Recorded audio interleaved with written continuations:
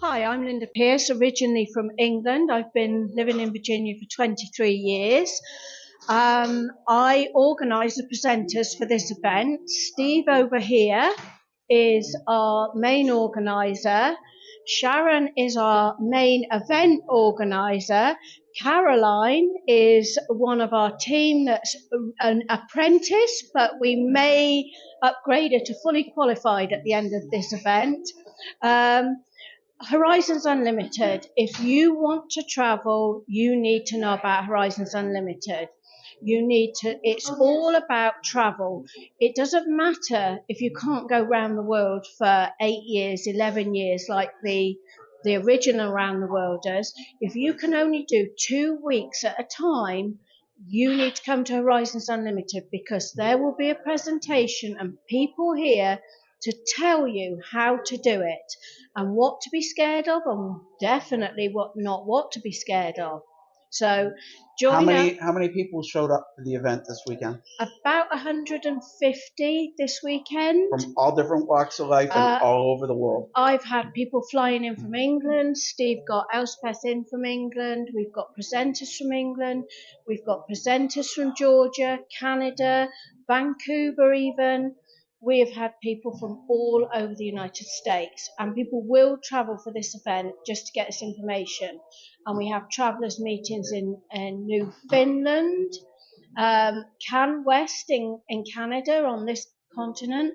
There's normally a California one as well for anybody on the West Coast, and we have loads in Europe as well, so you can find one.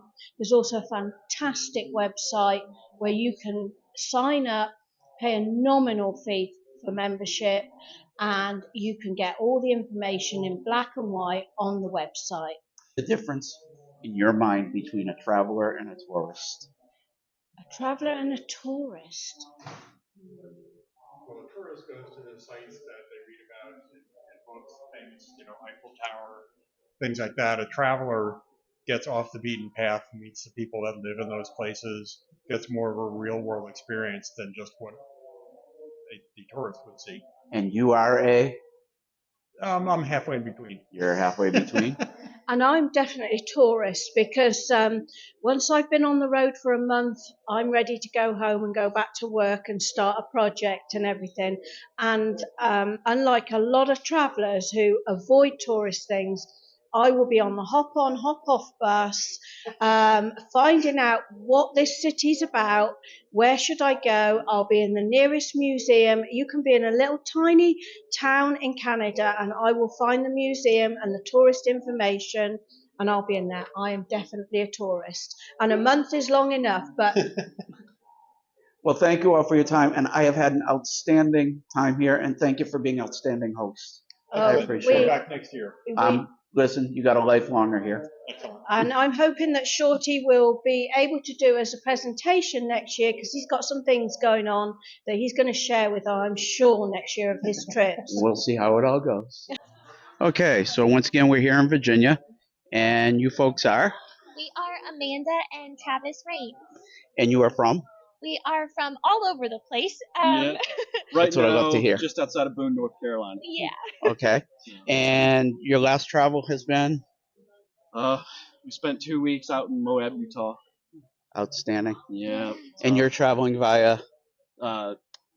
BMW GS. Yeah. Motorcycle. Yeah. 2 up on a motorcycle. All right, and I'm cheating a little bit because I kind of know the answer to this.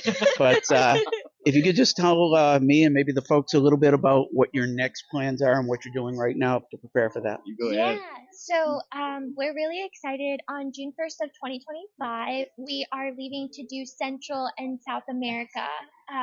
So we've been planning, dreaming, but it is finally going to come into place in 2 years. So we're excited about that. And right now we're in the saving money phase. So paying off all the glorious debt and just saving as much as we can. But yeah, that's our next plan. And then after that, There's nowhere there's no telling. where the road want to take us. Yes. Okay, so now the favorite place you've been. Oh, that's so hard. I know. Well, we did through hike the Appalachian Trail in 2019, and that was just incredible on so many levels, and I feel like really changed our lives as individuals. That's and an as achievement and a couple. half. Yeah. So best achievement and place, I guess, would probably be just all the places we've been on the trail, because we didn't ride or drive, we walked to there. them. So I think that Outstanding. was probably, it will always be memorable to us. A physical place, just the whole state of Utah. Yes. It's just amazing. Yeah. So, Outstanding. yeah.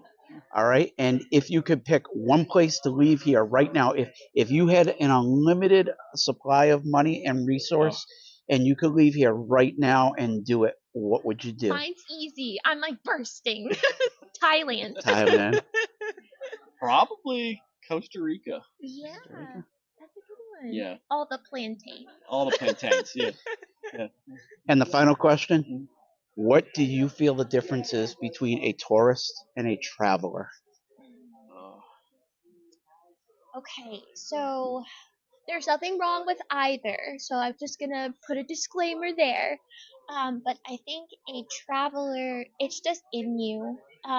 It's that like passion that you're born with, and it's deep inside you. And if you don't do it, you're not being your true self. And I think a tourist, they're cool with just like hitting Yosemite in their RV and going back. So. And a traveler immerses themselves. You want to be a traveler, you eat the grub, you eat the worm. Eat the bugs. Yeah, you sleep in the dirt if you have to. Yeah. And you become one with where you are. So as a traveler, what is the biggest thing you did to fit in?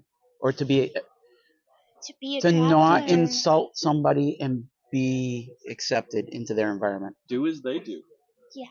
And if you don't know, ask. Perfect. We're a guest in their environment. Yeah. Perfect. So, if you don't know, just ask. Be friendly. You're a friend of them, they're a friend of you. Also, Outstanding. to piggyback off of Yeah. that too is just like don't be afraid to learn and like have that desire to learn from them.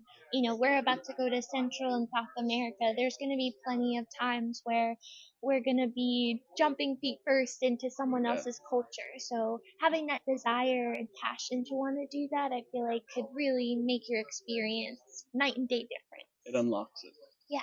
Perfect. So, Well, I just want to thank you. I feel like I found friends in you, and I Yes. appreciate you reaching out and talking to me, and I appreciate you doing this. Yes, thank you so No, much. thank you. It was so nice. Oh, Yeah, I'm Tom Medema. I'm co-founder of Rally for Rangers, and we are a nonprofit organization that brings new motorcycles to park rangers around the world, combat poaching and all the threats to natural and cultural resources out there. So we know that rangers all over the world are under-resourced. So our role is to ride motorcycles, bring them to park rangers, and it helps them do all the work that they do much more efficiently and safely.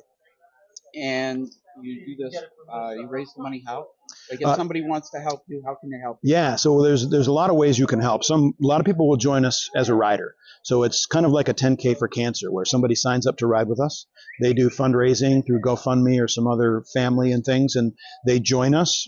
We all purchase the motorcycles, 15 of them at a time, and we fly to Mongolia, Nepal, Bhutan. We pick up the bikes in country, and then we do a 10-day ride and visit the rangers, see the national parks. And at the end of this adventure, we hand over the keys to a new motorcycle to these park rangers. So we get the adventure and they get the bike. So that's one way. But a lot of people don't do that. They can't afford it, or they can't take the time off of work. So people support us through joining our sweepstakes, through purchasing the Rally for Rangers stuff on our Shopify page, making donations, and telling friends about it, following us on social media. There's all kinds of ways that people can help without just joining us on one of these trips. And it all helps support rangers around the world. Yeah. I have a lot of people that watch the channel. They're a lot like me, just blue collar, just kind of Yeah. raw and in your face. Yeah. So your new logo and your shirts and your Yeah, I mean, people ask us, what is Rally for Rangers? Why do you do this? The simple answer is because poaching sucks. There it is. You know, it's everybody can agree on that except the poachers. Poaching sucks. And so what we're doing is giving rangers the tools to keep up, because often the poachers have better equipment. And so we give the rangers hopefully better tools than the poachers have, and they can stop the loss of rhinos, snow leopards, deer, elk, bison, wherever it is, whatever it is. Poaching sucks, and we're out to stop it. Perfect. Well, hey, thank you very much for your time. All right. And if you're looking for something to support my friend here. That sounds good. Thank you. So your name is? Paul, And Paul, what brings you here? I got lost. You got lost. I got lost. Yes. Okay, Paul. So what is the definition of a traveler versus a tourist for you? A tourist goes to locations and sees all the sights, whereas a traveler goes through an area and becomes part of the community. And where, I know I've talked to you at length, but can you just tell me again some of the places you've been, some of the things you've done, and maybe a little bit about some of the volunteer work you did in conjunction with? Oh my God, this is a book. Oh, just, you can condense it. Reader's Digest version. I've traveled through, I think, every continent, or all the big ones anyways. And I worked as a volunteer dentist, but I also taught sewing classes in South America and built a church in Africa and done a whole lot of other jobs along the way. And motorcycle travel is part of it. I've been to, I don't know, Thailand, Vietnam, India, Myanmar, Burma, all sorts of countries. And you are from? Canada, Northern Canada. Okay. And if you could pick one place to leave today and go to, like right now, that you've been to before, where would it be? Jeez, I don't know. I do that every day. I really don't have any bucket list. I'm too old for a bucket list.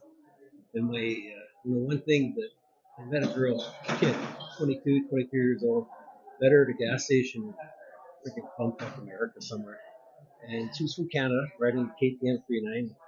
And we stopped at the gas station. She was telling me she wanted to do this and do that. She had all these plans. And an old bugger like me, we don't have plans. We just have memories of where we've gone. And it all merges after it. But that's the thing that I don't have a plan to go anywhere. I'll just go up somewhere. I'll find somewhere to go. And if somebody is even thinking about traveling, what would you say to them? Do it. No doubt. Whether it's a bicycle or, I've met people walking across America, pushing a cart. I've met people running across America with everything on their back. I've met, I've bicycle crossed myself a few times, and motorcycles and trucks and vans, you name it. There's lots of ways of doing it. And traveling is it's great everywhere you go. Well, Paul, I got to say, I've enjoyed my conversations with you this weekend, and you made me feel very welcome. Oh, good. And I appreciate you spending a few minutes here just talking about your It's nice travels. meeting you, Shorty. All right. Well, thank you very much. You're welcome. For me, I have Mike Muldoon. and I've been talking to Mike on and off, and Mike had an excellent presentation. Could you just mention maybe like a minute what your presentation was and why you did it? My presentation was about a stroke of luck, it's called. I had a stroke 6 years ago, and it's about getting out and keep living your life. I was very fortunate that I came through it very well, and I just want other people to get out there and push themselves to the best ability that they can instead of quitting. Okay, and you say that, and you are absolutely amazing.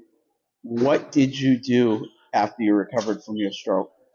It took about 5 months to recover, so I had to go to the gym, work out, go through meds, through the medical system and everything else. After that, I went back to work. They told me go work for 2-3 days a week, and that lasted 2 weeks, and I was back to full work. So it was just pushing myself, and when I could, after that first year, I got out, started riding, and did a lot of the trips into the interior of Canada. My brother-in-law, Doug, he was a good catalyst in getting me out there because he kept pushing me, and so we did the Labrador Highway, the Dempster Highway, and then Frank came into my life, and we did 2 trips across Canada to the west and 1 to the east coast, and then it was Mexico bound. So. Outstanding. You are an absolute inspiration. What do you consider the difference between a traveler and a tourist? When I was in Mexico, the tourists go to all of the main hotels, tourist sites where they hang out. They get to drink their alcohol and they're be catered to. The meals are all prepared. And in essence, they don't even know what Mexico is. In my case, when I was in Mexico, or if they go to any of these resorts anywhere else in the world, like Jamaica or somewhere else, they get to see the people that are working there, maybe touch a little bit with them. But outside of that, they don't know what the country is. So in my case, I like to push the envelope a wee bit. I like to get into the interior. And when I was in Mexico, I hung out with the Mexican people. And in my case, not the gringos, because I can meet them at home and hang out with them at home. I want to go find the real people, the real life, and the real culture. If somebody's thinking about doing traveling, what would you tell them? Do it. There's no other thing, just like get out there and do it. But I'm like other travelers, we tend to be a little bit weird and a little bit different, where the people that live in their own community, hang out in their own community, they're very stable and they're very comfortable, and I don't doubt that they just love what they do, and I think it's great. And we need those people in our life that are a very solid foundation for our families. But when I get out on the road, it's living my life because it somehow, I believe it's an instinct, maybe it's bred into me or something like that. And I just, you live your life. Okay, last question.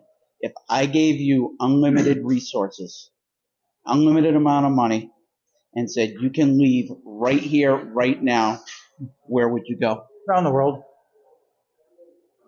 Around the world. Yeah, so I'd probably leave here and head to Central America, South America, New Zealand, Australia, Asia. My biggest trip two biggest trips I wanted to do was the Cassiar Highway in Chile, and I wanted to ride from Shannon, Ireland to Vladivostok in Russia. And unfortunately, the world has changed a wee bit at our time right now, and maybe down the road it will go back to some form of normal. But I just wanted to go all across Europe and Asia and me to Siberia, and to me that would be the ultimate trip. And so when's the check coming? As soon as I get rich. Thank you. If I win the lottery, you're the first person I'll think of. I appreciate that, Listen, and it's on tape. You are an inspiration. Thank you so much. Thank you very much, and thanks. And we are here with, Dave Wood. And Renee Maxfield. and they have been participants all weekend in this Horizons Limited Travelers meeting. And maybe you can just tell us a little bit about where you've been, why you're here, and yeah. We came here 2 years ago. We just love hooking up with a community of people that kind of get how we feel about life, that we want to travel, go experience things, see the world in all its glory. And we just got back from a trip to the very bottom of South America. And we got back about a month ago. And we're trying to figure out what our next adventure is. Okay, and you guys also signed in for something else today. And you did something else Oh, today. Tom Asher's training? Yes. Yes, What was that all off-road about? riding. It was a blast. It was carnage. Like carnage. That's perfect. Tom taught us how to do a lot of things, technical kind of things, riding off-road, and it was just a blast. It was terrifying. Okay, and where's your favorite place that you've traveled to? Mexico. Mexico. Any particular part of Mexico? Oh, all the little towns. Baja was extraordinary because it was so different. Real de Catorce. Oh yeah, which is a mining town that you ride through a tunnel to get into this old historic mining town. Mazatlan. Mazatlan We was had beautiful. All the little towns down there, they're colorful. There's a town square. The Yes. people come out with their kids. It's like still family oriented Yeah. in Mexico and so colorful. We went to a small beach town just south of Puerto Vallarta, and they were releasing the little turtle on That's the cool. beach. Yeah. Just this incredible beach, and it was pretty magical. Okay, so there's travelers and there's tourists. What is the difference and what are you? We're definitely travelers. Definitely travelers. Because a traveler. Ooh. Yeah, that's a really good question. So I used to be a tourist when I worked because you have 2 weeks for vacation and you fly or you rush somewhere and you spend 2 weeks there and you fly home. Now we go and we stay for a while and kind of explore and we don't go to tourist towns I was going to anymore. say, I was going to say that you tend to hit the highlights of a country when you're a tourist. You know, it's like if The big France, places. you're going to Eiffel Tower, you know, those iconic things that you go to, which you also need to see. You have to. It's part of any, you know, the places that you go to. But I think the traveler is more about the experiences of The little towns. yeah, the little towns, getting off the beaten path, meeting just ordinary people, Mhm. and having those just random experiences that you have with people. That's always so extraordinary. Now, without being sexist, you are a woman and you ride a motorcycle. Yes, I started at 52 years old, Riding. riding at 52 years old. It was the first time in my life I ever rode. First of all, you're not 52 years old. I'm so 56. How is that even possible? I'm 56. Well, there you go. And she Okay, so you- rocked Tom Asher's training today. Outstanding. Now, how do you feel about being a woman in a hobby that is kind of dominated, I guess, by men? Has it ever affected you in any way? What are you looking like that for? Actually, no. The people that are in this community are some of the most extraordinary people. Like here at Horizons Unlimited, you come back because the people are so extraordinary, supportive. I don't know that I've run into any egos, you know, really big egos or Not any. here. Not here. Other places. Not too much. No? Okay. No, not too much. And everybody's really supportive of you. What we say in the motorcycle world is ride your own ride, and everybody's really always supportive. I think of that with me, because I am like today. There's I think 12 of us, and I was the only woman there, and just a really great community of people to hang out with. Okay, last question. Yes. Uh-oh. I give you an unlimited amount of resource, unlimited amount of money, and I say go now. Where are you going? Phuket. Phuket? Unlimited, the whole world. What are you talking about? Himalayas. Are you kidding me? The Trans-European Trail, 30,000 miles of off-road riding around all of Europe. Ladies, did you hear this? How old again? 56. 56. I And you I started riding, riding at 52 years old. I started riding dirt bikes at 53 years old. and you just said you would do what? Ride around the world? Off- Ride around a 30,000 mile trip around Off-road. all of Europe, off-road. Unbelievable. All right. Well, listen, thank you for your time. I appreciate it. It's been an honor to meet you guys this weekend. Thank you. So I appreciate it. Us Thank too, you. Shorty. We are here the last night at Horizons in Virginia. And this is... I'm Oliver Solero, aka Broken Tooth, aka Ice Dog, aka who the f- is this? And Michelle Solero. who is his... I am his wife. I am I am his wife, this guy who has apparently an identity crisis. And I mean, there's way too much to get into, but briefly, you were the fellow that had built the BMW into the Ice. Yeah, so I'm the nut bar that took a brand new 2023 BMW GSA 850, turned it into a snow machine to play around with some expeditionary endeavors that I'm considering to do up on the sea ice. I did it because I listened to the voices that everybody tells you should drown out. Like, I don't mean the bad voices, the one that tells you to do things that'll get you arrested. And No setting fires. no setting fires, yeah, stuff like that. But the good voices, the ones that tell you to take motorcycles and chop them up and make them into something they were never meant to be, to do things they were meant to do. So, you know, if you want to take anything from any of the stuff that I do with bikes on the sea ice, take this. We, as adventure riders, as overlanders, as people that travel and live a different kind of lifestyle, you know, sort of alternative lifestyle, we already are a bit on the outside of societal norms.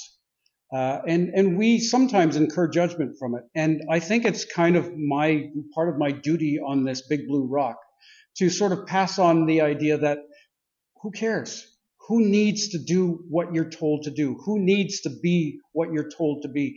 Who needs to adopt those societal norms and reflect them back? Be who you are. Don't be afraid to fail. Don't be afraid to stick out. Don't be afraid to basically be a little edgy. As long as you're not doing something that's illegal, as long as you're not doing something that's hurting anyone, be a little bit off. Perfect. And Michelle, you did an awesome presentation earlier. Could you just recap? So you guys you're not tourists, you're travelers, correct? Well, yeah, I think we would like to be full-time travelers, but we're not really at that point. But we did take a trip the year after the earthquake in Nepal and tried to make it a bit of a vacation. But whenever we travel, we like to do something that is that leaves some sort of an impact. Not trying to, come in and think that we have the answers to absolutely anything, but we kind of like to leave a hostess gift, if you will, because whenever we travel, we have experienced nothing but kindness, nothing but helpfulness. And when people open themselves, their culture, their country, their homes to you, we just would like to leave something positive behind. So you actually brought school supplies? We did. We delivered school supplies to 3 schools in the mountains in Nepal who had suffered quite a bit of damage after the earthquake. And then we had planned on buying 2 motorcycles, riding for a month, and then donating those motorcycles. But that plan didn't really wash. So we did have a bit of money set aside that we were going to actually pay for the repairs of our rental bikes, and that we had left over. So instead, we donated 10 bicycles to the Butterfly House, which is a home for children whose mothers are incarcerated. Yeah, it was a lot of fun. I don't like to use the term voluntourism or No. Essentially, I mean, we just wanted to make sure that we did something positive, that we didn't just take from the places we went to. because more often than not, we got back from them so much more than we put out, and it doesn't feel right going into a country, taking the experience and leaving without leaving something behind positive. Like I said, I kind of feel like it's a hostess gift. Yeah. You know. Okay, and if people want to find out more about your adventures, is there a website or? Actually, I think the government's got it all under wraps for now, but eventually, right.